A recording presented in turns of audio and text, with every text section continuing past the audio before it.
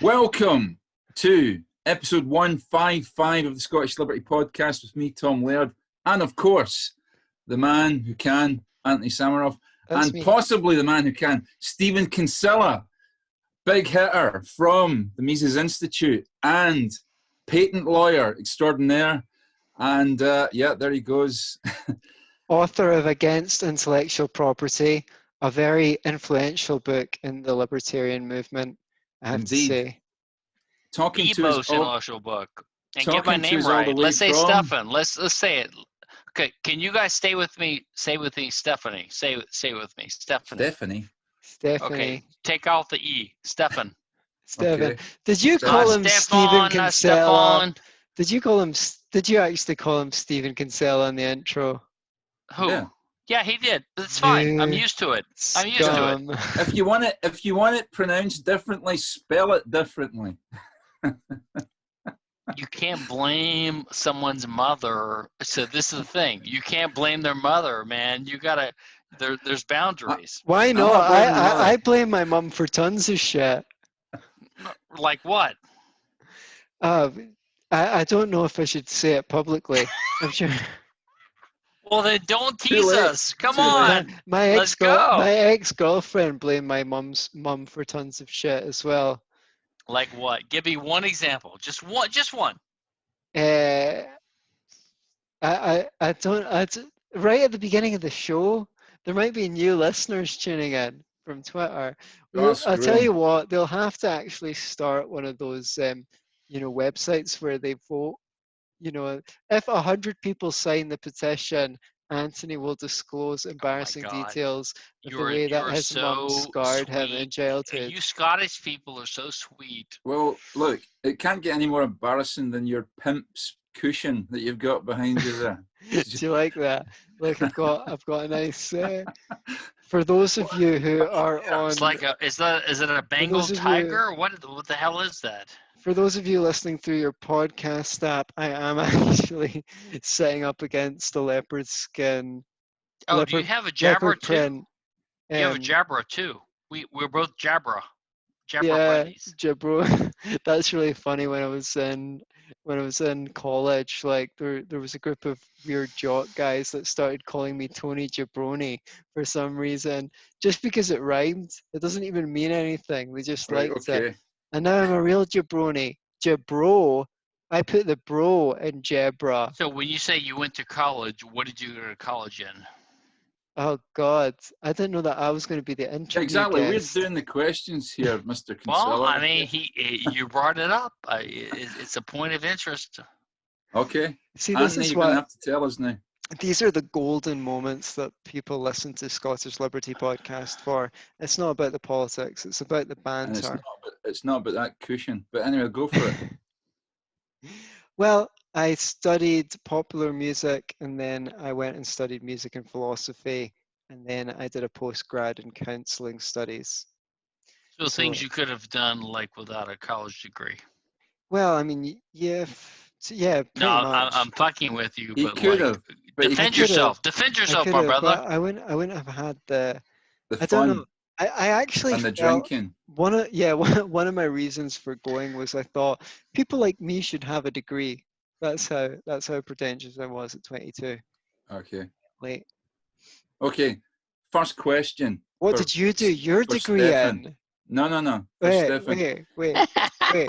He's changing. He's before- changing What subject. before did we you do started- your degree in? Come So on. much for Antony let's losing have his it. voice. I Yeah. know. So Yeah, his voice is. So it's just me and you because his Yeah. voice is out. exactly. So first question. I It's an feel important bullied. question. Considering we were talking about Rush before this started, so the question is, why didn't America get prog rock? Well, I would challenge the assumption. I mean, Uh-huh. why would you say they didn't get prog rock? It didn't I really- mean, it didn't really- I it think didn't that really we take- did. Oh, some Americans did, but it didn't really take off in the way that maybe took off in Europe or elsewhere. It wasn't really. It was more a kind of niche thing in America. That was my take on it. It wasn't very Are radio you friendly. are you a prog rock guy? Yeah, I'm a big proggy kind of guy. So like Rush is like the pinnacle, right? And Yngwie Malmsteen and Triumph and that kind of stuff, Well, right? Yngwie Malmsteen you're not getting Yngwie Malmsteen in prog there. I'm not having Yngwie I Malmsteen. know. I have a 16-year-old son, and he can like school me on everything, but he can't get his driver's license without my help. So it's like a symbiotic thing. But Right. It's a symbiotic thing, except for he's like the parasite that's sucking out your will to live with his criticism yeah, of but every that's little the thing point that of you've having done. kids, right? To have a parasite. Right. I guess. Yeah, I guess. So, You don't. second Wait, question. wait. Let's go back up. What do you mean you guess? That was like a very vague, non-committal. I'm sorry. I have to keep you to the subject here. Why didn't You America? don't want to go to you. Why didn't America get prog in the way that other countries got it? Why didn't, I don't know, Bulgaria get it? I don't know. Why is Bulgaria America got special? it. You can believe they got it. Yeah. Really? Yeah. Tell me more. Okay. So, favorite Rush album? Probably Permanent Waves. Permanent Waves. Okay. Yeah. We'll go for Is that. it the one that goes doodle doodle doodle doodle doodle doodle doodle doodle doodle doodle? Love that Rush tune.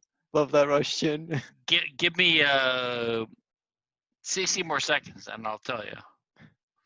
Jeez, you're a Rush fan for crying out loud. If you can't answer these questions, what chance are you going to get? I just want him to embarrass himself. I mean, 2112, Moving Pictures, Permanent Waves. Those are the best ones, obviously. Were you a Rush fan before you were a Libertarian, or a Libertarian after you were a Rush fan, or was it? It all came together, to be honest. So I had a buddy, and I was like a 10th or 11th grade in high school, and I got my first driver's license, and I got my car, and I had a cassette player in my car, right? So he was like, Stephan, you need to get A, B, and C. And he's like a hard rock electric guitar player.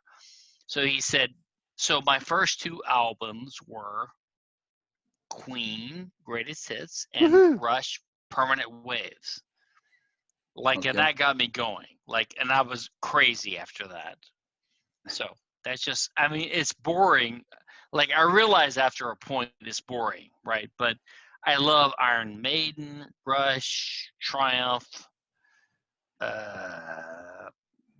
Richie. There's so much stuff that's boring to the people before and after you, right? Before you, they think it's just not folk. And after you, it's not sophisticated. Right. But there's everyone comes into it at a certain degree. So I love Triumph and Rush and Richie Blackmore, Rainbow and Iron Maiden and Van Halen and all that stuff. But only one of those was prog. So that's back to the question. Give me an American prog outfit. I mean, I don't know. I actually don't know. I don't pretend to be an expert on this. I just like what I like. I told you we should have had Tom Woods on again. All right, okay. Yeah, Tom Woods is Woods is Woods. What can you say? Yeah. What do you think? You tell me the best. Tom Woods should be down some forest somewhere doing live role play. Yeah. He looks like the last person to be into the kind of metal he likes with the growling vocals.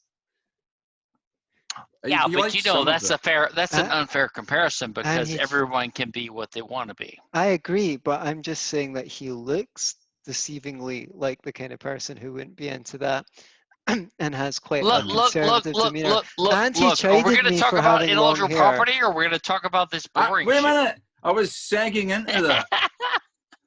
So why should I be able to download all of Rush's albums and then reproduce them and sell them for my own profit?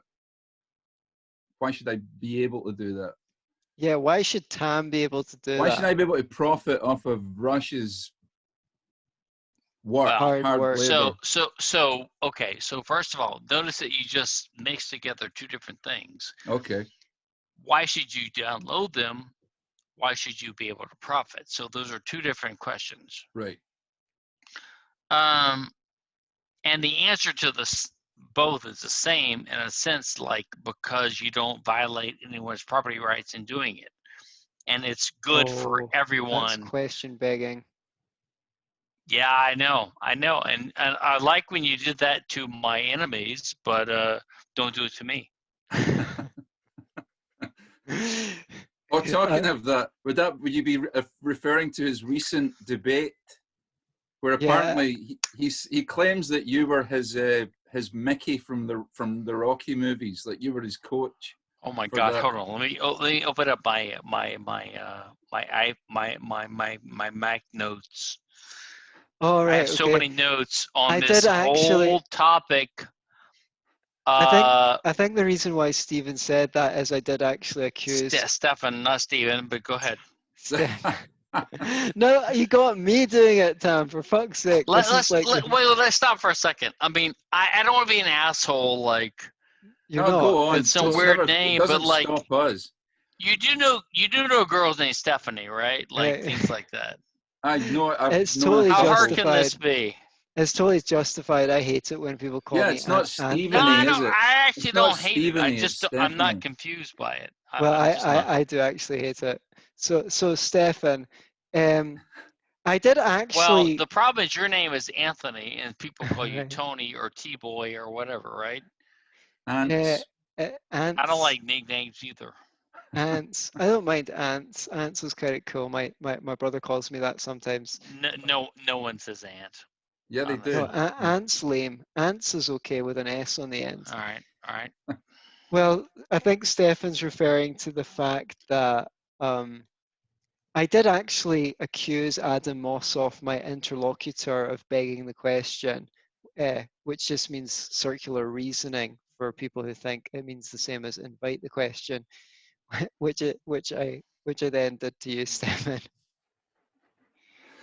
So where were we? Well, what I liked about your discussion with him was, number one, he's a very, very, very, at least with you, a nice guy. Okay, so, but honestly, so here's what I think. I mean, I don't want to be an asshole. Well, I actually kind of do want to be an asshole. Well, Do we it. don't care. I've been So- doing this show with Tam for 4 years and he's never stopped being one, so you'll fit right in. So you have this guy who's like being the happy, giddy warrior who pretends like he's on our side, right? And honestly, that's my misgiving about the whole thing. Like, he's like, oh, so when you say like for example, someone in the questions or you or someone brought up like, if you believe in intellectual property, which is a broad term, which includes not only patents, but copyrights, patents, and trademarks and everything, then that means that you have trademark rights and trade secret rights and everything, right? Like, it's not just a narrow thing. And he just like giggles like, like when someone says like, oh, that means that I can't say that I'm for COVID A, B, and C.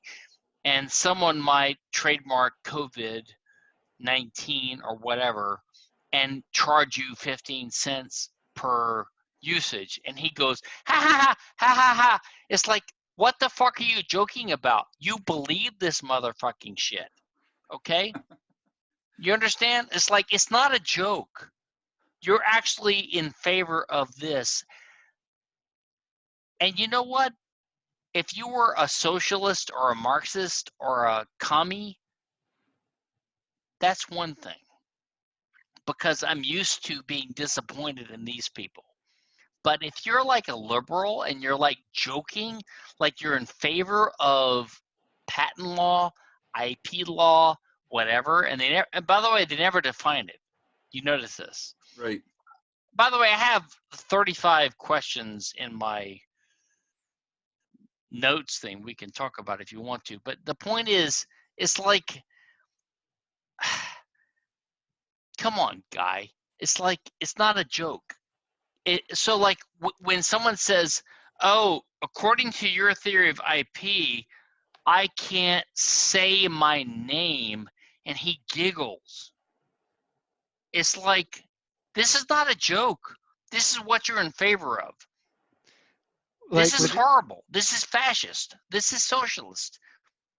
I mean, it's not a joke. Would another example be like, you know, if it weren't for IP laws, you could send millions of medications to Africa, cheap generic medications to Africa, and actually save lives, you know, save maybe millions of lives, but you're not allowed to because of IP. What do you mean? I'm actually not sure what you. Well, what the question is. in one of the readings you sent me about intellectual property and pharmaceutical industry, it said that that lives were being lost in Africa because people couldn't replicate expensive drugs and send cheap generics over. Well, why don't we do this? You were actually, I thought, amazing in your discussion with him. The problem is, in a debate format like this, you can't get the whole theory out there, right? So like he does like a modified version of A, B, and C, and you tried to respond, and then it's like this. There's no way you can get to the bottom of this without a long discussion, which most people don't have the attention span for. So I guess I could tell you 1, 2, 3, 4, 5 things I noticed in your discussion with Adam. First of all, you have a way more calm explanation of things than I do. Like I go bop bop bop bop bop bop bop bop, and you're like, with your accent and everything, you're like, and he was all happy. It was all happy-go-lucky, but there's a certain giggling aspect to his responses to you that which annoyed the fuck out of me, to be honest, because it's like saying that there's a Holocaust and people are in cages and like, well, so like, for example, when someone like you brought up, for example, or someone did in the question and answer, well, what if someone wants to trademark COVID and you can't say that for 15-cent royalties or whatever, something like that, right? And he just started giggling like, yeah, it's really funny. It's really funny. It's really funny. It's like, well, you know what? It's not fucking funny because this is serious. This is what the law actually is. And you're not distinguishing between trademark and trade secret and patent and copyright law and all the different types of things that you call intellectual property. And every time that you had the chance, so the thing I'm thinking is the debate is not amenable towards.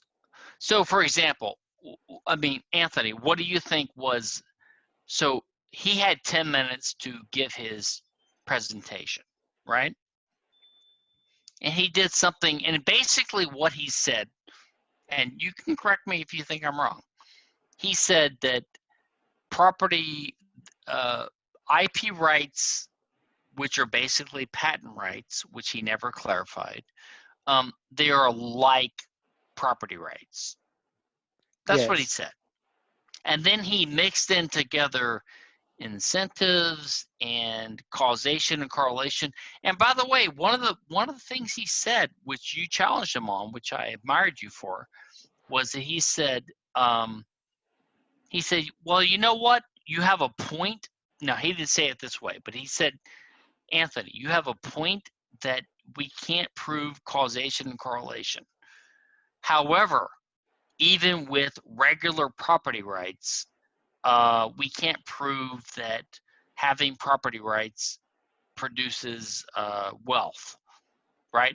So, number one, the whole point of his diatribe was something like, I guess that the law should mirror incentives to do. I mean, it's not clear. He never makes it clear. Like, he mixes together all these things. Now, here's my guess. As an objectivist, what he would say in response is that, oh, you're right. I'm mixing together all these things because we're holistic and blah, blah, blah. Like, we're blending incentives and property rights and the fruits of your labor bullshit, all this stuff. Like, he blends it all together. He never makes a clear point. Like, his entire argument was you can treat IP rights as property rights, and therefore they have incentive effects, and therefore there's a causation correlation thing. But on the only thing that he said that makes sense, which is the causation correlation thing, which was that if you have more property rights and ideas, that you have more wealth. He admitted that even with real property rights, we can never prove this, right? So he admitted that. He said, like, well, we can never prove that either. So he's basically saying that we have a higher level or an ontological basis for property rights. Okay, fine. That's fine. So is it incentives? So what's his theory? So, by the way, you notice he never, ever, ever, ever, ever defined intellectual property. He never explained why, number one, why trade secrets aren't included. He never explained, there were so many things he said. He's a happy, giddy little Randian exponent. I think everything he says is evil and wrong, to be honest. He never explains, like, why property rights have to incentivize production. He talks about creation of values. That's just Randian bullshit, right? Like, there are so many problems, and I think you found most of them. I've got 75 notes I kept on this if you want to go through this, but I'll stop here. Go ahead. Well, okay, one of the things that was frustrating is I think he usually ignored my arguments and just went back to stating his own position, which is, well, we seem to have done well under property rights, and there's some evidence to believe that intellectual property rights do incentivize innovation. And he just kept on going back to that and not really answering my arguments, which I actually called him out for once. I said, well, you've not really answered my point. But that was only one time. I mean, most of the times he didn't. But if you want to illustrate, if you want to talk about your notes, I think that would be a good way to give us some content. Could I just ask? Please do. For some people who don't get the subtleties or don't get the difference, could you maybe just outline quickly the difference between copyright, patent, trademark?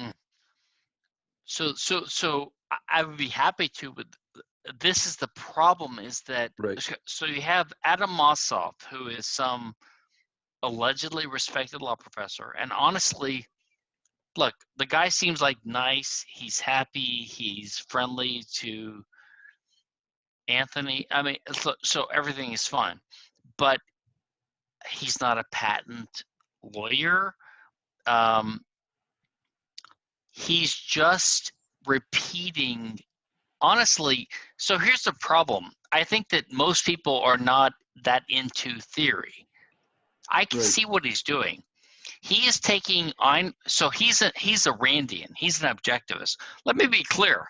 I think this guy is a minarchist, statist Randian, and he is just trying to bridge the gap between both sides, and he is trying to.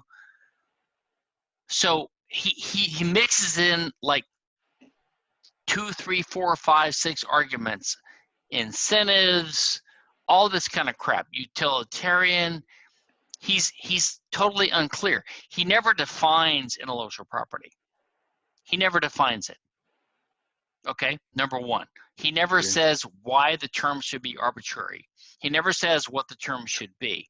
He doesn't know what he's talking about. I'm a patent lawyer. I've done this for 20, 30 years. I know this is all bullshit. It's all just, it's like a tax lawyer or a drug attorney defending a client against a stupid bullshit claim. It's all bullshit. Right. Okay? You do what you got to do, and you want experts who want to do what you do want to do. But he's just trying to, he's doing what he can to try to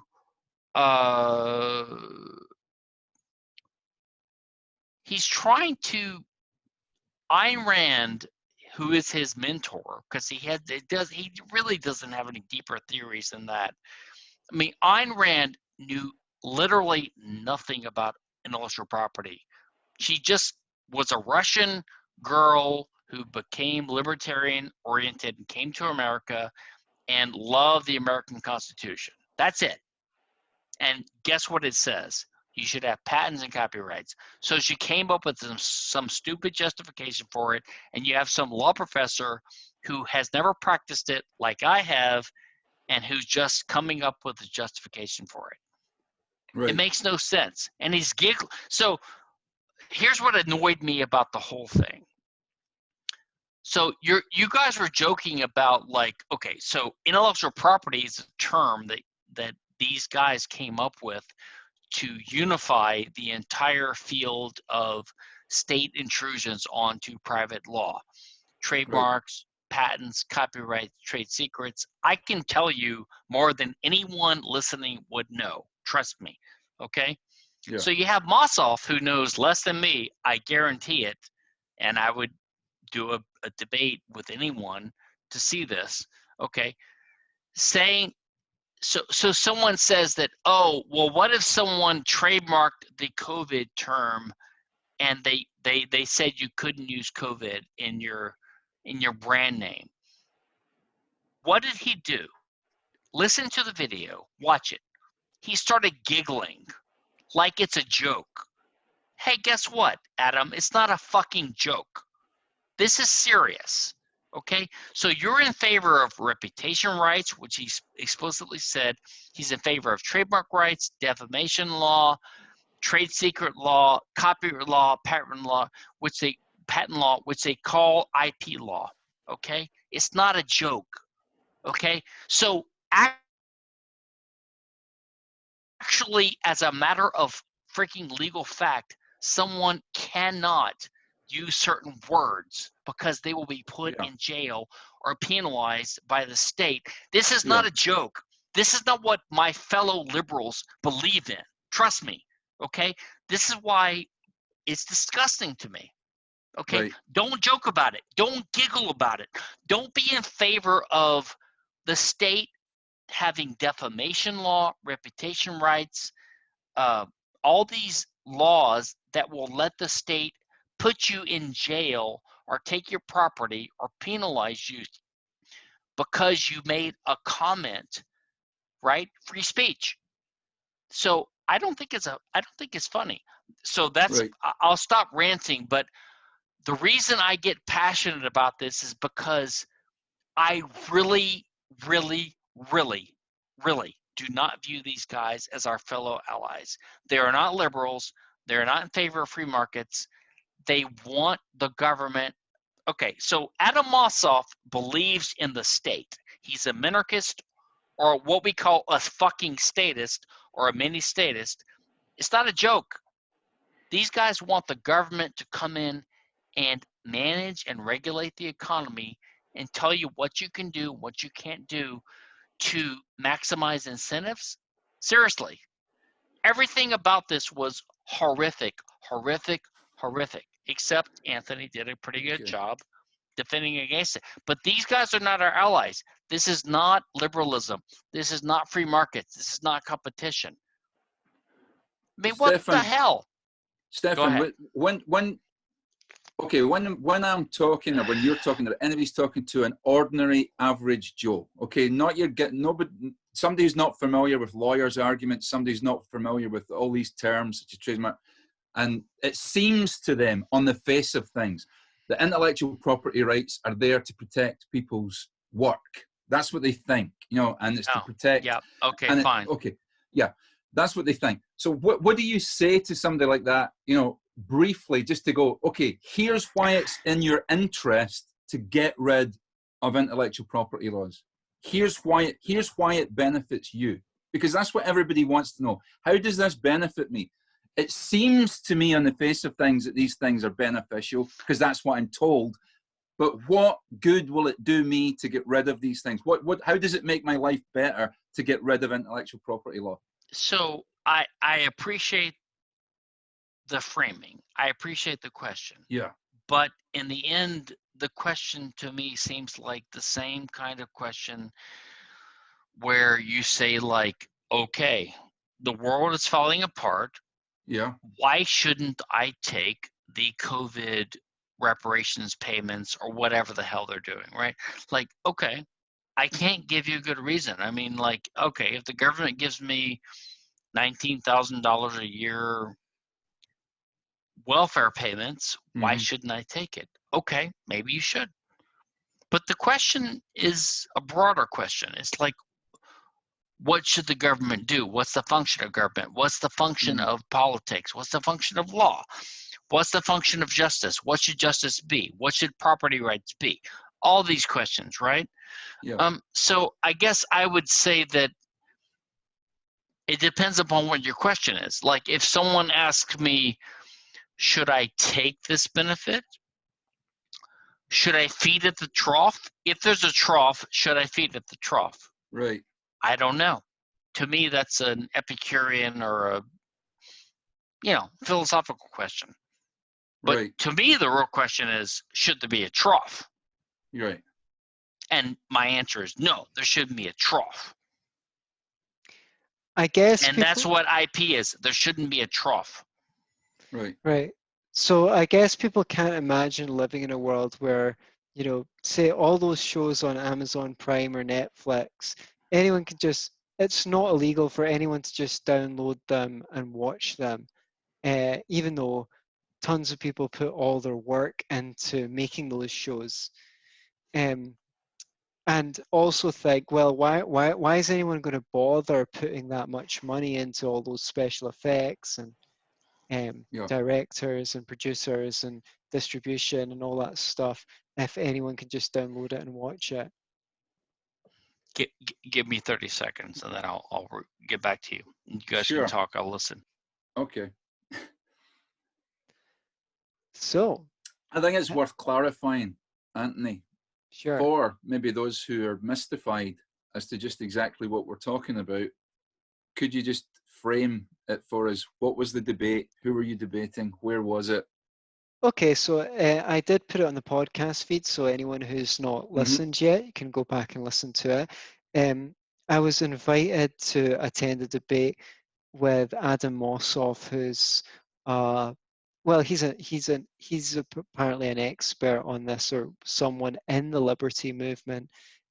Obviously, Stephan disputes that he's in the liberty movement, who's one of the strongest Well, he looks at him as a advocates fifth columnist. for IP, and which was quite funny because obviously it's not actually an area of expertise for me. I just prepared for the debate, so that was it was a good opportunity. I think I gave him a run for his money, though. Okay. I'm back. Sorry about that, guys. I had to, I had to see a man about a horse. Well, listen. I don't know who's listening or who cares, but the big stumbling point for a lot of people is when they talk about research and development. They go like, who protects that research and development? All the money. I know. Okay. So first of all, So the issue to me is a question is not an argument.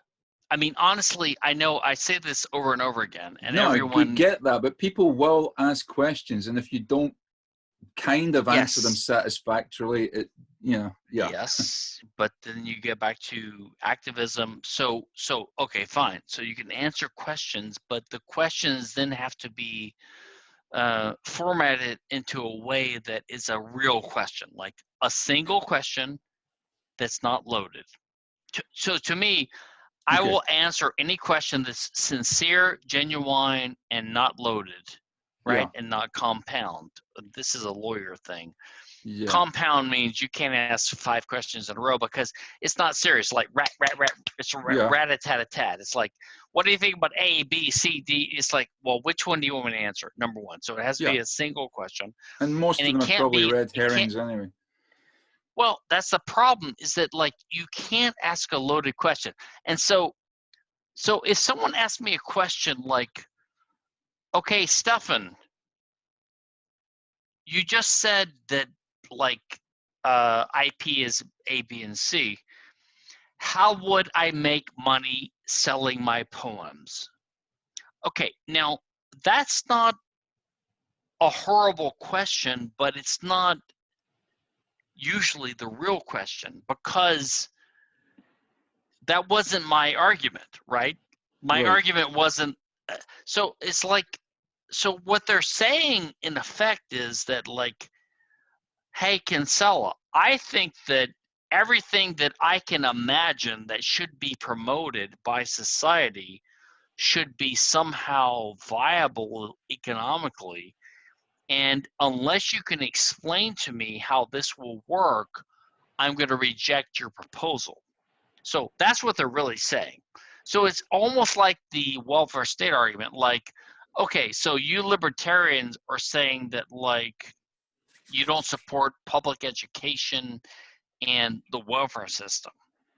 So you tell me how people that are poor are gonna make it in society. You tell me.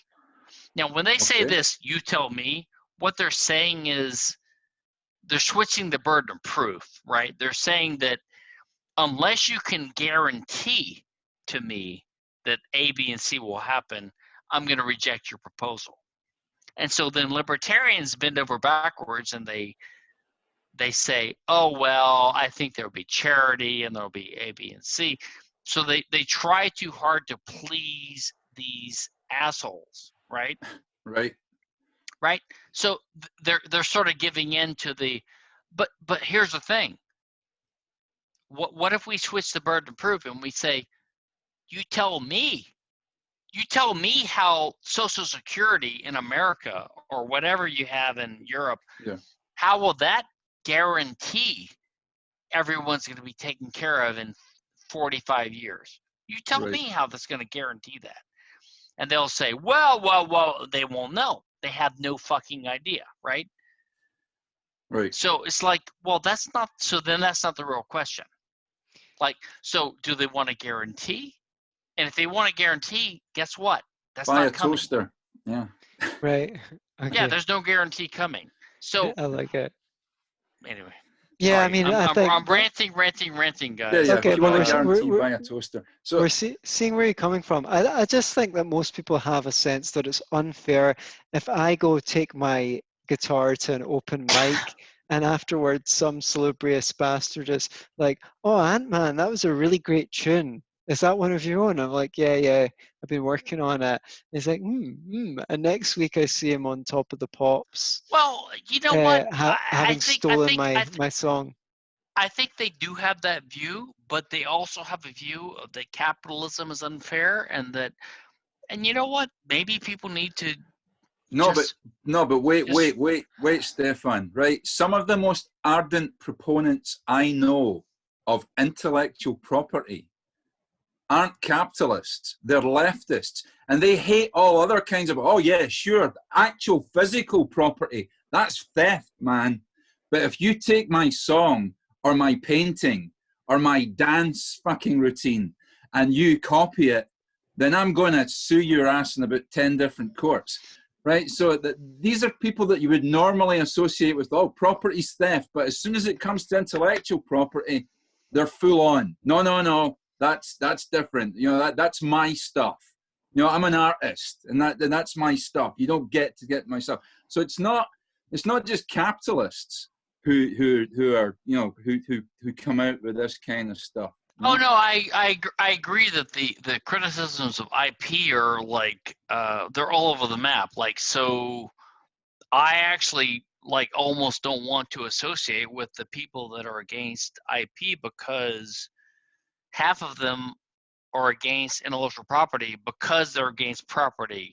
Yeah. So they make the same mistake that I want to say the capitalists, but yeah. So like they associate capitalism with property rights, and so because they're in favor, because they're opposed to property rights in like land and monopolies, they oppose patent rights and things like that too. The other thing is most people don't even understand IP law, right? It's Correct. very, very. It's like if you and I and Anthony and 2 or 3 other people had a long debate about antitrust law or competition law, as you call it in Europe, and no one's a lawyer except maybe me. I mean, it's like, but you could have an opinion, you could have some economically informed opinions, but basically it's going to be like a hobscob, like just scramble of opinions. People don't know what they're talking about. They're just talking about things they don't know they're like what they mean, right? And so I how do you define intellectual property? Sorry, Stephan. If, you know. Well, and to me that's the good question. And so here's the thing. So I have a bunch of notes which I could go through. Sure. About Anthony's debate with Adam, so Anthony, I think you did as good as you could. The problem with these debates is, so he had 10 minutes, you had 10 minutes, and then back and forth. And in his, so I will notice this. You can't do a good justification in 10 minutes, either way. But in your 10 minutes, at least you tried to distinguish between scarce and non-scarce resources. Like you made the point that like you can't copy A, B, and C, or it's not a taking or whatever.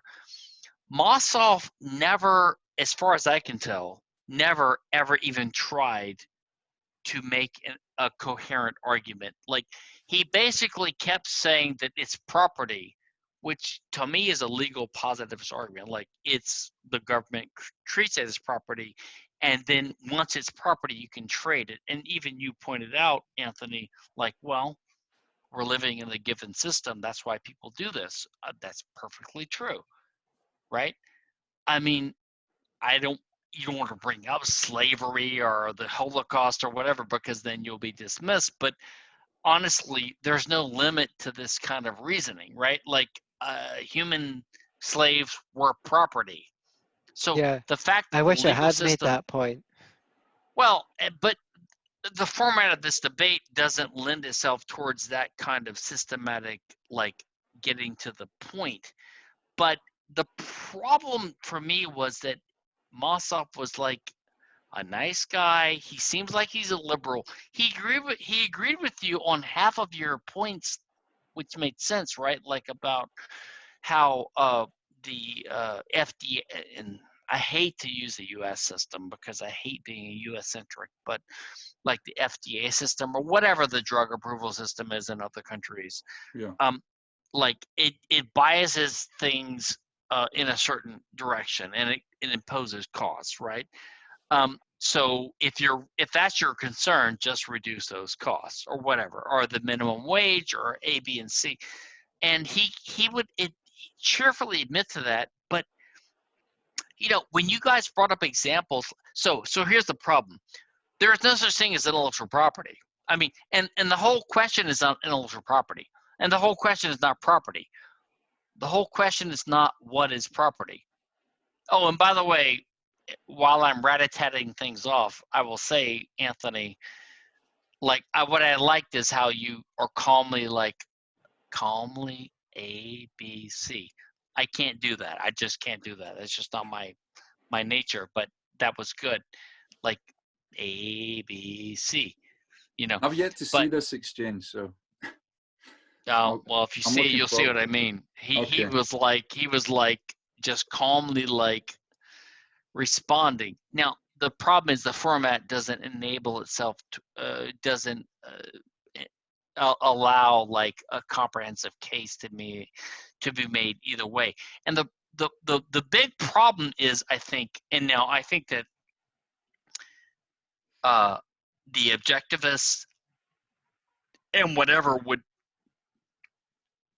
they would think it's the other way around. They would think that the problem is that we're giving credence to the unprincipled types like Antony, right? Like you have no real clear principle grounds, and so we're gaining to consort with you. I think it's the other way around. I think that like the assumption that you have a guy that is in favor of so-called capitalism, like Mossoff or Ayn Rand or those types, Yeah. and they just make assertions, right? That like, well, if you're in favor of capitalism, then you must be in favor of a way of exploiting the fruit of your labors. They throw these terms around, by the way. So this is another thing I noticed. Like, and as an engineer, as a rigorous thinker, these guys, number one, Mossoff doesn't know much about patent law. I have actually prosecuted 1,000 patent applications for big companies. I actually understand the patent system. Not saying that's a prerequisite, because I think you can have a reasonable view without it, but he drops these things, for example. So like as a law professor, so like for example, my view as a lawyer, as a legal theorist, I have never been one of these types that like thinks that like if you have certain credentials, you have certain pride of place, and you can say certain things, and you can't if not. Like everything Antony says, he's entitled to say, right? But then you have like Mossoff dropping a couple of legal doctrines, which are number one, U.S. specific, which annoys the hell out of me because America is not the goddamn world, right? And number two, I don't think it's like it's irrelevant. He doesn't know what he's talking about. Like so for I wrote. I mean, I've got like so many pages of notes I could go through if we had time, but as just an example, so he said something near the end like so number one, he's giggling the whole time, but he's giggling about things he's in favor of. So when someone says, "Oh, because of trademark law, which you support, which is part of IP law, I couldn't actually use this term of COVID, whatever, without paying a royalty." And he just giggles. It's like, this is not a joke. You support this stuff. This is actually real. This is actually a real restriction on human liberty and can affect human fortunes and the way human discourse goes. So stop giggling. Okay, stop joking about it. You're in favor of this stuff. Take ownership of it and admit that you're a fascist or whatever the fuck it is, but stop giggling about it. It's not a joke, right? So, Antony, you were being good-spirited, but this is not a joke. I mean, you're opposing this stuff to your credit. This guy's in favor of it. What the hell? Don't joke about it. Don't giggle about it, right? So then he dropped some comment like, "Oh, well, as you know, like in the law, leases are actually real property. They're not like contracts." It's like, first of all, this guy doesn't know what he's talking about. He's just some amateur guy, George Mason, who got his way in, and that's fine. But I'm telling you, I can give you links. I can give you case citations. I can give you legal theory, whatever. Trust me. Right. There's a whole debate in the literature, which he seems completely unaware of, about the difference between lease and contract. In other words, if you have a mineral lease or if you have any other kind of lease, is it a contract or is it a property right, an interim right or an in personam right? Okay, interesting question for the fucking legal positivist. Hey, guess Right. what? I'm not. I'm a libertarian. I recognize the difference, but I'm not trying to. So, number two, I've actually practiced and I've actually written actual real contracts and I've actually done real patents many times. So this whole issue of in personam versus leases versus real. Okay, guess what? Louisiana and other states in America, some of them treat it like a real property interest, in which we call in rem. Some call it in personam, which you call contract. But the only way to really sort this out is to have a unified version of contract and property law, and to be actually, guess what? A libertarian, like a Rothbardian. And Rothbard pioneered the whole theory of contract law, and I haven't sorted it out yet, but I think I'm closer than anyone I know personally, and that's fine. But you can't just cite positive law legal doctrines like they do, which is what they do. So this is their whole argument for IP. Here's their argument for IP. It's like real property, which you noticed many times, Anthony.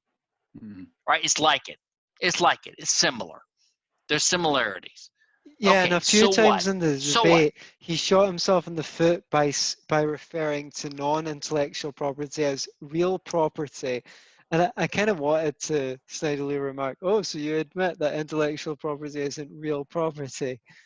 But I guess what he meant was physical property. I know what he meant, Yeah. but it was just quite a funny turn of No, phrase. but I think you're so. I think that the format didn't lend itself towards you're giving yourself a totally systematic view. But So the can I one ask you thing a you question focused on on that? was wait. Let me say one Sure. thing.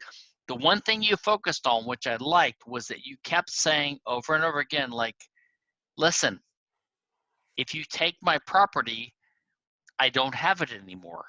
That's the whole point of everything. Yeah. Right. And so if you notice, by the way, one thing Mossoff said was he admitted, like he sort of admitted you were correct when you said that you can't prove causation and correlation. Like you can't prove that IP rights or the cause of prosperity in the West.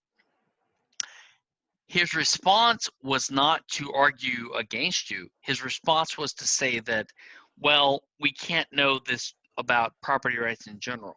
That's what he said. If you go back and listen, it was stunning to me. So what he said was, well, we can't know this either.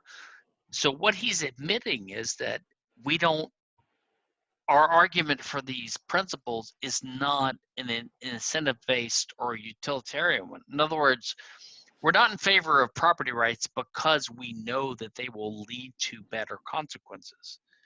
It's for other reasons. So that's what he implicitly admitted.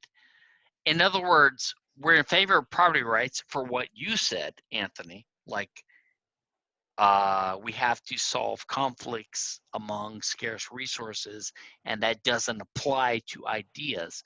And by the way, notice that he did this kind of weird crabby argument like, oh, well, some of us sometimes say ideas, but that's colloquial, but we don't really mean ideas, we mean implementation. I mean, I'm a patent lawyer, dude. What he's saying makes no sense. And he's not a patent lawyer, by the way. Right. So distinguishing between ideas and the implementation ideas is just complete positivist. What the hell does it have to do with Austrian economics, libertarian principles, property rights? Nothing. Sorry.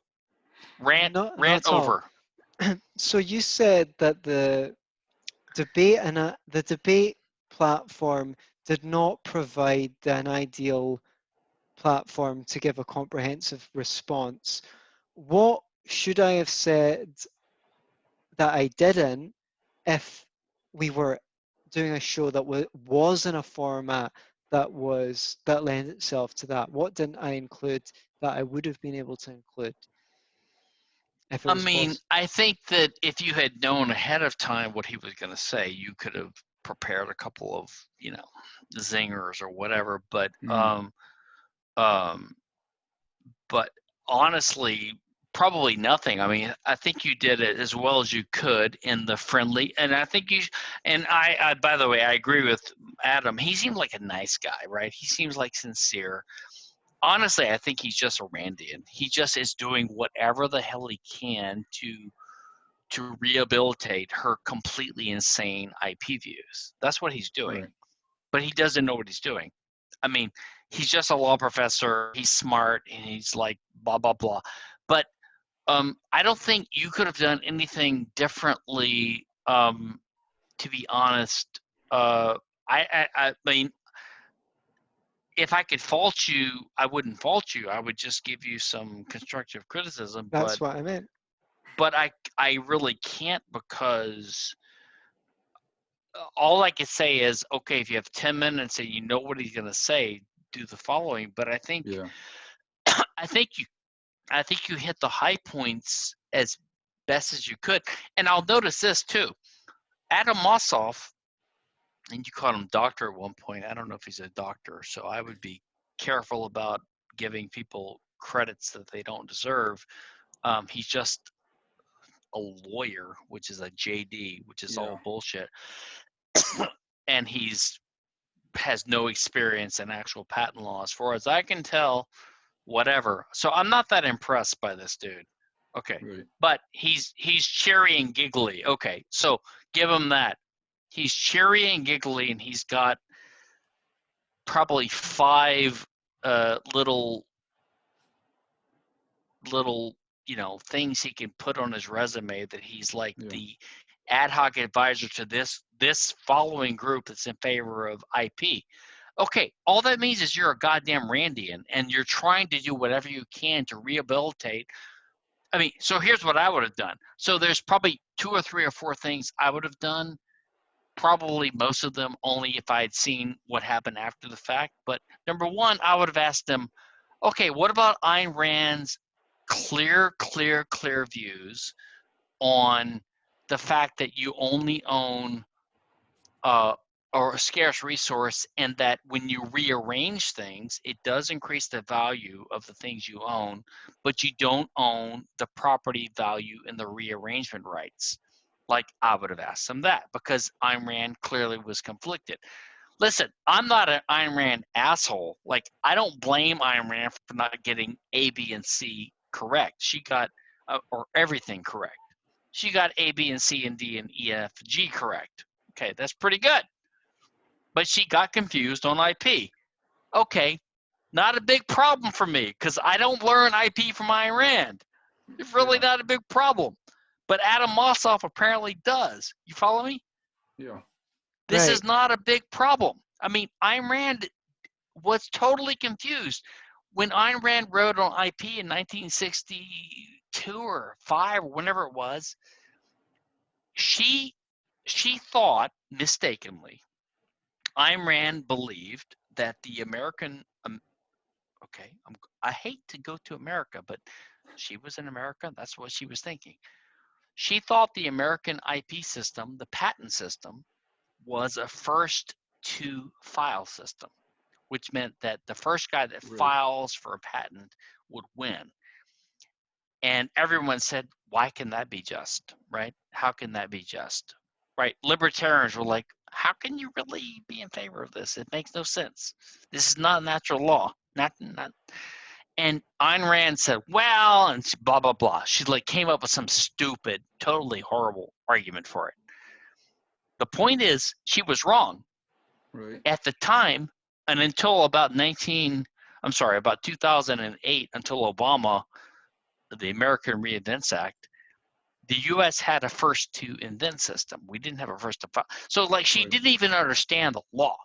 So she was defending a law that didn't exist. You understand? Yeah. So she mistakenly believed that in America and in the West, the first guy to file would get a patent. Okay, which is the case. I think that's the case in the UK. It's first. Yeah, to it file. is. It's the case in the U.S. now, but it wasn't the case in 1962 when she wrote. It's the case since 2008. Yeah. My point is, she had no idea what she was talking about. She just basically took for granted, this is the American system. I'm going to defend it no matter what. I'm going to come up with a justification for it, a rationale, right? Yeah. And her rationale was, well, it makes sense that the first, and so you'll see that in Antony's discussion with Mossoff, Mossoff was saying like, well, it's just like, he kept saying this over and over again. It's just like a property system. Like, oh, if so, and I thought Anthony's response was really good. Like, so he said like, well, if two guys are on the Mayflower coming to the U.S., well, to the Western Hemisphere, right? And like one guy gets there first, he gets it all. And Anthony's like, no, it's not a winner take all thing. One guy can just go up the stream. And by the way, if they were all going for one little tiny island, it might be similar, but that's actually not what happened. So it was a bad example. So Anthony was right. I think so. Like everything you said was correct. Like, so you're like better than a law professor who has this prestige and doesn't. Don't tell him that, please. Well, I'm gonna get it printed I on tell you my what, if I business had to take card. a student on board, I would take Anthony over this law professor at GMU who has never filed a single patent. Right. And I would, you know, anyway. That's just nepotism, Stephen. Oh, for crikey. So, yeah, I'm just going to put that on my business cards from now on. Antony Sammeroff, better than a law professor. So, any highlights from your notes? Oh, let me see. I've given you some already. Let's see here what I got here that I haven't mentioned yet. Yeah, because you know how I am. I go. What do we have in the background there? Is that downtown Houston? Oh, that's just yeah, that is Houston, but it's just like okay, let me see here. Okay, so let's talk about this one thing. So he talked about price controls. Maybe we can go into that and I can explain it to you guys. We can talk about it if you want. So he talked about the export of American IP to other countries. Right. And by the way, I don't think the U.S. is the end-all, be-all. I don't think we're the only one that makes IP and whatever, or pharmaceuticals. But okay, so his idea is that. So here's his idea. Okay, I'm simplifying it, and he would probably object, and he's probably right, but I'm simplifying. So here's his idea. We have this spectrum of countries, and by the way, he admitted that we're not perfect, and we have regulations and the FDA, and we have everything. So I don't even understand this kind of Randian worship of the West, but whatever. So here's what happens, okay? Guys, feel free to interrupt at any point. So here's what happens. So Western pharmaceutical companies try to come up with drugs, right? Right. That will solve problems. I don't disagree with that. No one disagrees with that. So these guys don't get credit for this because guess what? Just because we're not in favor of the patent system, we're also in favor of capitalism or whatever. But so here's the idea. They have to go through this gauntlet of the FDA system, which has unimaginable costs, which he admitted to and which you pointed out, Anthony, right? And so then they can only sell these. So this is what he said. If you listen to it was actually striking, I thought. If you listen to what he said that you can only sell to the West, to basically the U.S. So what he said was, if you sell to Canada or Europe or other countries, they will impose price controls, and you can only sell it for an amount that you're willing to sell it for, but you can't, he said this many times, you can't recoup your costs. Notice this, you can't recoup your costs. Now, what the hell kind of libertarian free market principle is this? Like, are you entitled to recoup your goddamn costs? What the fuck is he talking about? So what he's saying is that, like, so here's what's going on. So you have an American pharmaceutical company. They come up with a new pharmaceutical. Yeah. They get it approved after 17 years or 7 years or whatever the hell it is, after $800 million of cost, and they finally get it approved. And in the meantime, they've had to, and by the way, every discussion you guys had about trade secrets, none of you guys, I mean, I'm not being critical of you, but you don't understand how the industry works. NDAs, trade secrets, the relationship between trade secrets, trademarks, copyrights, patents, the whole thing. This is the problem with the whole idea of IP. It's like using intellectual property as an umbrella term, which blurs everything, right? Okay, but forget that for a second. Okay, so you have these companies that come up with these new formulations, and they finally come out with something that's approved by the government after a lot of cost. Yeah. And then they put it on the market. They get to sell them, but at that point they've already revealed their secrets because they have to as part of the FDA approval process. So all their competitors are ready to compete with them at this last second, which again, as a libertarian, I'm not that against, except I guess in a free market you could use trade secrets to stop that, but they can't because the whole system has distorted everything, right? And even Mossoff even admitted that. He even said that if we didn't have the FDA, maybe. It's like, yeah, but then why aren't you just focusing on that? Why do you want to like add on a layer of government monopoly? And his whole argument about monopolies was completely bullshit. Yeah. Anyway, so well, I'm guessing though that his point, even though clumsily made, was that our American company comes up with a drug, life-saving drug. They market it. It's not that they have a God-given right to recoup their costs, but if they're not confident that they can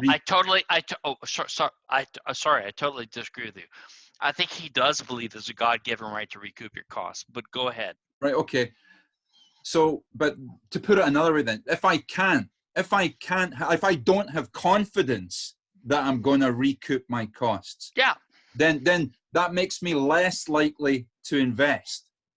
Okay, so first of all, I totally agree with this, but on the other hand, when did it become a principle of liberty and capitalism, liberalism, that the whole purpose of our system was to make sure people can, quote unquote, recoup their costs?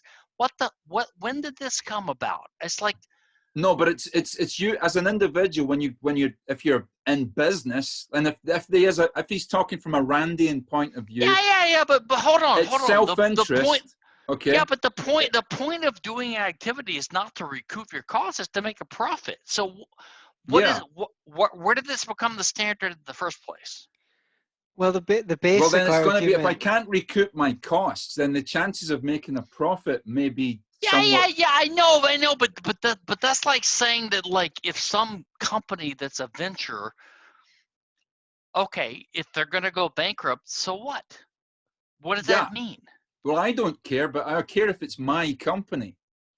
Of course you care, and if the government will give you a monopoly privilege, then you will take advantage of it. His point is, why would I invest huge amounts of money? No, but that's not. Hold on.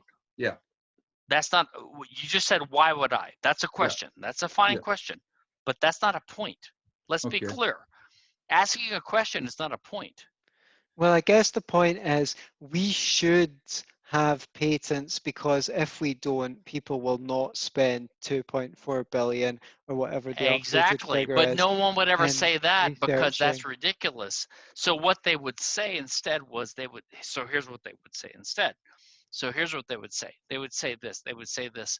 They would say that in some kind of equilibrium tending market or whatever, there's an underproduction of innovation because of free rider problems and Right. other problems, and there's a market failure, and the government needs Right. to come in and tweak things and make them a slightly better, Right. and it will cost something, but the cost will be way less than the advantage we get from Okay. imposing.